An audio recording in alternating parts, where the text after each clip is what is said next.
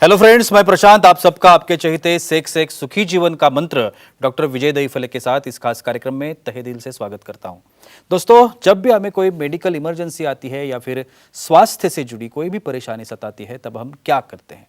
सबसे पहले हम वो सारी चीज़ें हमारे फ्रेंड्स या फैमिली के साथ शेयर करते हैं। पर दोस्तों, जब भी हमें कोई सेक्स से जुड़ी परेशानी सताती है, तब हम ऐसा नहीं कर पाते, क्योंकि इस बारे में बात करने में हम झिझकते हैं, हमें शर्म आती है।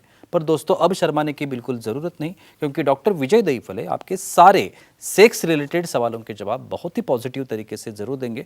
शो को शुरुआत करते हैं, लेकिन उसके पहले जानते हैं डॉक्टर विजय दहीफले इनके बारे में। डॉक्टर विजय दहीफले ये एक जाने माने सेक्सोलॉजिस्ट, यूरोलॉजिस्ट और एंड्रोलॉजिस्ट है। डॉक्टर दहीफले जी के क्लिनिक औरंगाबाद, हैदराबाद, दिल्ली में द्वारका, पुणे तथा नवी मुंबई में नेरुल, दादर, अंधेरी, कल्याण, नासिक, अहमदाबाद और दुबई में भी है। डॉक्टर विजय दहीफले जी का भारत तथा अन्य देशों में कॉन्फ्रेंसेस और सेमिनार के लिए हमेशा आना जाना रहता है, जिसमें वे सेक्स संबंधी सभी समस्याओं पर सलाह एवं मार्गदर्शन करते हैं। तो चलिए शो को शुरुआत करते हैं। डॉक्टर साहब हमारे साथ है। Sir, welcome to the show. नमस्ते। आप सभी जानते हैं कि इन छोटे छोटे वीडियोस के माध्यम से बहुत ही साइंटिफिक इंफॉर्मेशन आप तक पहुंचाने की हम लोग कोशिश करते हैं। आज का जो टॉपिक हमने लिया है, अलग अलग सेक्स पोजीशंस जो है वो कैसे फ़ायदेमंद रहती है। आज दो सेक्स पोजीशंस के बारे में हम लोग जानकारी लेने की कोशिश करेंगे। एक है कैबुज सेक्स पोजीशन और दूसरी है scoop me up sex position. तो चलिए जानते हैं ये क्या है। सर, जैसे मैंने अभी कहा कैबुज सेक्स पोजीशन, तो ये क्या कैसे होती है? डेफिनेटली क्या होती है? 375 डिस्कस करना है हमें। बिल्कुल प्रशांत जी, यहाँ पे जो ये सीरीज चल रही है सेक्स एजुकेशन, सेक्सुअल अवेयरनेस और सेक्सुअल सेफ्टी, इसके अंतर्गत हम पूरी साइंटिफिक इन्फॉर्मेशन दे रहे हैं हमारे दर्शकों की डिमांड से, एक फ्रेम के दायरे में। Time, place, person, condition, culture, safety, consulting, अपना ओन और नॉन इन्फेक्टेड ओन पार्टनर उसके साथ ही देखना है। भाई क्यों देखना है? ये 376 पोजीशंस, और आप तो एक एक बढ़िया पोजीशन ला रहे हो। और भाई उसका साइंटिफिक इम्पोर्टेंस बहुत इम्पोर्टेंट है, और उसका साइंस, उसके पीछे का क्या अर्थ है और फिटनेस के लिए कैसे काम में आता है।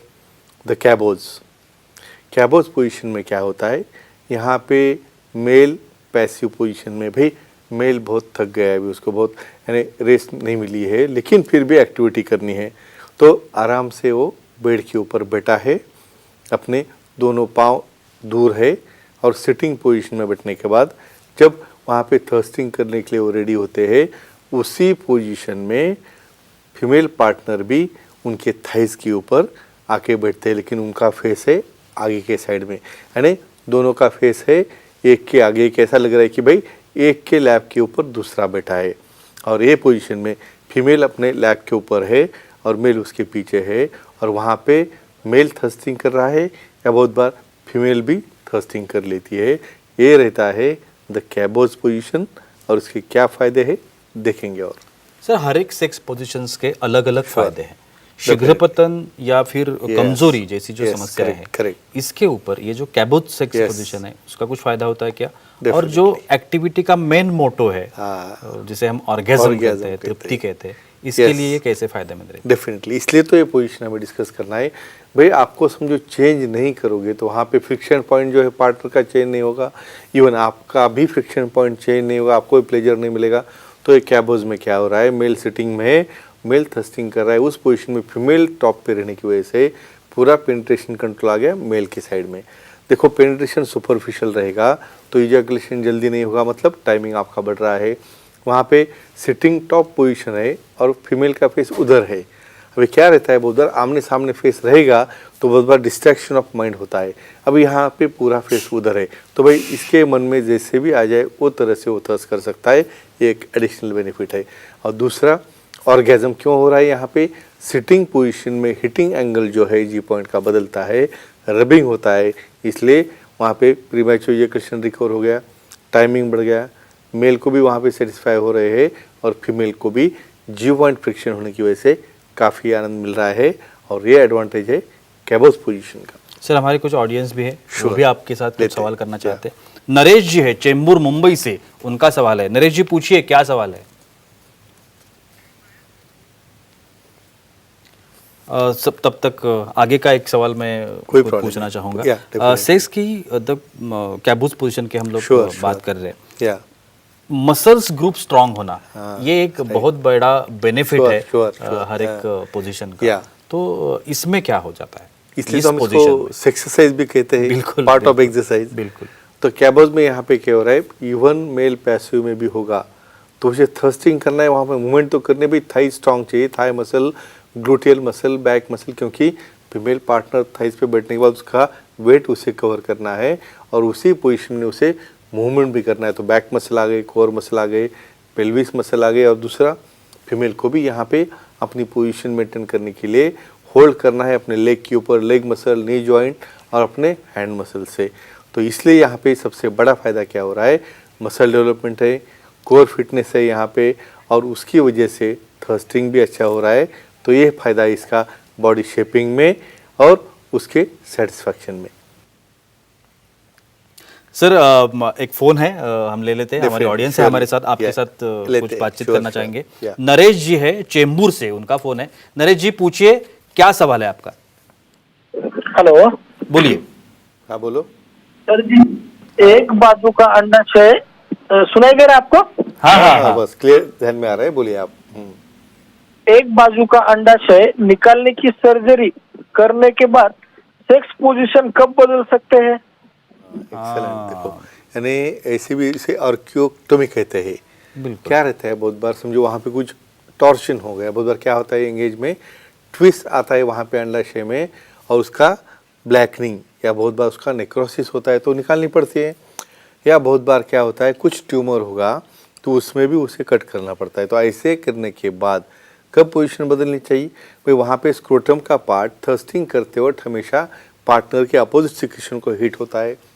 समझो पार्टनर का कोई इन्फेक्शन होगा तो यहाँ पे इसे ऊन इन्फेक्शन हो सकता है।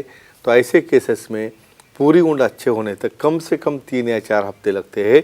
उसके बाद विशेषज्ञ से मिलके ही बाद में उन्हें कौन सी पोजीशन बदलनी है जिसमें हीटिंग कम हो जाए या किसी तरह का प्रेशर वहाँ पे स्क्रोटम में या सिंगल टेस्टिस है वहाँ पे नहीं आना। तो ये सबसे इम्पोर्टेंट है विशेषज्ञ से मिलना, और कम से कम 1 महीने के बाद वो धीरे धीरे चेंज ऑफ पोजीशन कर सकते हैं। सर कैबूज के बारे में आपने बताया, श्योरली। आज की जो सेकंड सेक्स पोजीशन है, Yeah. स्कूप में अप, हाँ। अभी इसके बारे में Correct. जानना है। तो Definitely. ये जो पोजीशन है Yeah. स्कूप में अप जिसे कहते हैं, ये Definitely. पोजीशन क्या होती है? श्योरली। जी। प्रशांत जी, यहाँ पे पोजीशन क्यों मालूम होना ज़रूरी है भाई, यहाँ पे हमें पार्टनर को सेटिस्फाई करना है, प्लेजर देना है। अभी बहुत बार क्या होता है, ये पोजीशन क्यों डिस्क्राइब की है कि बहुत बार पार्टनर थक गए कुछ काम की वजह से, ड्यूटी की वजह से, और उन्हें इच्छा हो रही है और एक्टिविटी करना है। तो सबसे बड़ी बात है एक्सकैबोज में क्या आती है, ये पोजीशन में या स्कूप मी अप में क्या आता है, यहाँ पे लाइंग डाउन पोजीशन में यहाँ पे पार्टनर है, फीमेल पार्टनर आगे के साइड में, यानी शोल्डर साइड और उनकी लैटरल साइड बेड को टच कर रही है। उसी पोजीशन में स्कूपिंग की तरह, एक स्पून की तरह पीछे से ही पैरेलल मेल पार्टनर भी शोल्डर के बल वहाँ पे उसे बैक साइड से थर्स्टिंग कर रहा है, और ऐसे थर्स्टिंग करते वक्त वहाँ पे पेनिट्रेशन होके एक वहाँ पे लेग ऊपर रहता है, और उनका हाथ भी वो आगे से डाल के बहुत बार क्लाइटोरिस पे ऊपर मसाज कर सकते हैं। तो ये रहती है स्कूप मी अप पोजीशन, जिसके काफ़ी बेनिफिट होते हैं। कैसे होते हैं देखेंगे। और बिल्कुल। एक फोन कॉल है, जैसे Sure, हमने मेल कॉल लिया, Definitely. फीमेल कॉल है। तारा जी है हैदराबाद से, Sure. उनका फोन है। तारा जी पूछिए, क्या सवाल है आपका? Hello sir. बोलिए। बोलो। सर, ओवरिन ट्यूमर की सर्जरी करने के बाद कब सेक्स पोजीशन बदल सकती है क्या? हाँ, एक क्वेश्चन एक्सपेक्ट कर रहे थे हम। बिल्कुल। फीमेल में काफ़ी प्रॉब्लम रहते हैं ओवरीज के, यहाँ पे ओवरिन ट्यूमर हो गया है, बहुत बार काफ़ी बड़ा सिस्ट है, उस वक्त ये ट्यूमर या सिस्ट ट्यूब के साथ निकालना पड़ता है। बहुत बार हम वहाँ पे उसके ओवरीज प्रिजर्व करने का ट्राई करते हैं अपोजिट साइड का, क्योंकि बाद में सेक्सुअल एक्टिव और फीलिंग रहना चाहिए। ये लेप्रोटोमी या ओपन करके या बहुत बार लेप्रोस्कोपी से भी होता है।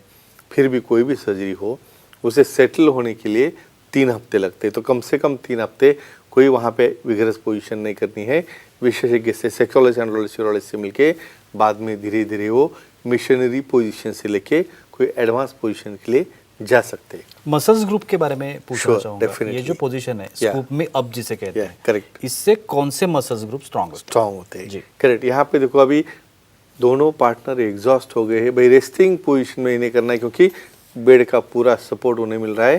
फीमेल पार्टनर आगे, मेल पार्टनर पीछे है और मेल को वही पोजीशन में थ्रस्टिंग करना है। तो उनके shoulder muscle, neck muscle, core muscle, gluteal muscle और थाई मसल ये एक्टिव हो रहे हैं। और यहाँ पे फीमेल को भी लाइंग डाउन में रहते हुए भी यहाँ पे पेल्विक रीजन के muscle, core muscle, girdle muscle इसको स्ट्रांग करना है और इसमें स्ट्रांगनेस आता है तो डेफिनेटली बॉडी शेपिंग और मसल बिल्डिंग और कैलोरी बर्निंग भी यहाँ पे हो जाता है। ये इसका बड़ा एडवांटेज है। आखिरी सवाल पूछना चाहूंगा। Sure. इस सेक्स पोजीशन का Yeah. और फिटनेस का Yes. क्या संबंध? Yes correct. क्यों यहाँ पे डिस्कस करना है? अभी भाई टायर्डनेस क्यों आ गया भाई? आपका फिटनेस नहीं होगा भाई, ऑफिस से काम करके आ गए इवनिंग में, दोनों भी ऑफिस वर्कर है, टायर्ड हो गए, थक गए, क्यों हो रहा है ऐसा? योगा नहीं, प्राणायाम नहीं, एक्सरसाइज नहीं, भाई काम में लगे रहे। फिर भी ऐसे केसेस में जिसका फिटनेस रहेगा भाई, ऐसा लैटरली लाइंग डाउन भी रहोगे स्पूनिंग में या स्कूप पोजीशन में यहाँ पे, फिर भी आपको थर्स्टिंग के लिए फोर्स लगता है। और जो एक्सरसाइज करके पेल्विक मसल्स है, योगा है, प्राणायाम है, सूर्य नमस्कार है, वो करेगा, वही यहाँ पे थर्स्टिंग का पोजीशन कर सकता है। तो फ्रेंड्स एक ही कहूँगा, अपने कल्चरल दायरे में रह के ये जो पोजीशंस है उसको अच्छी तरह से स्टडी करके, लिंक देख के यूटिलाइज करेंगे तो आप और आपका पार्टनर दोनों भी हैप्पी रह सकते हैं। वाह, बहुत ही अच्छी जानकारी मिली आज के एपिसोड में। लेकिन वक्त की पाबंदी है, हमें रुकना पड़ेगा। लेकिन आप अगर डॉक्टर साहब की सलाह लेना चाहते हो तो अभी स्क्रीन पर आप टीवी पे देख रहे हो या फिर मोबाइल में देख रहे हो या फिर डेस्कटॉप पे, लैपटॉप पे देख रहे हो, कहीं पर भी देख रहे हो, आप ये जो कॉन्टैक्ट डिटेल्स है वो लिख लीजिए। आप कहीं पर भी कॉन्टैक्ट नंबर के ऊपर, ईमेल आईडी के ऊपर, वेबसाइट पर, कहीं पर भी डॉक्टर साहब को कॉन्टैक्ट कर सकते हैं और बहुत ही पॉजिटिव तरीके से अपनी हर समस्या का समाधान भी पा सकते हैं। तो चलिए रुकते इस एपिसोड में, अगले एपिसोड में फिर मुलाकात होगी। तब तक के लिए शुक्रिया।